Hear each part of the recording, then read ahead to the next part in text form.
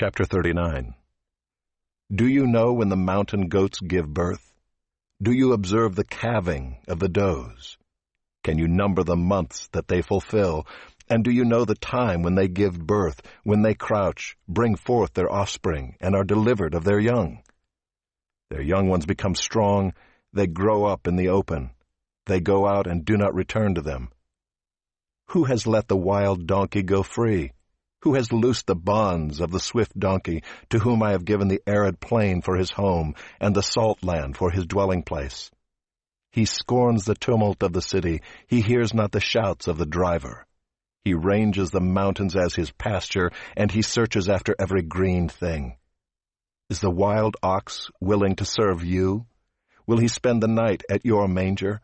Can you bind him in the furrow with ropes, or will he harrow the valleys after you? Will you depend on him because his strength is great, and will you leave to him your labor? Do you have faith in him that he will return your grain and gather it to your threshing floor? The wings of the ostrich wave proudly, but are they the pinions and plumage of love?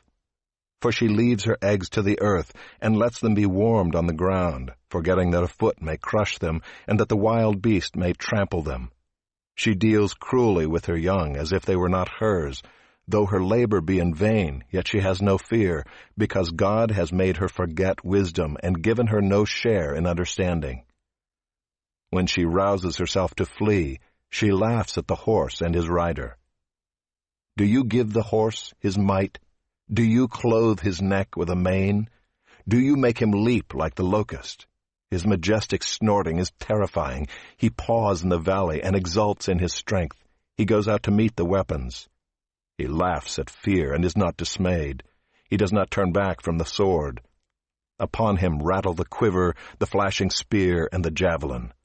With fierceness and rage he swallows the ground. He cannot stand still at the sound of the trumpet. When the trumpet sounds, he says, "Aha!" He smells the battle from afar, the thunder of the captains and the shouting.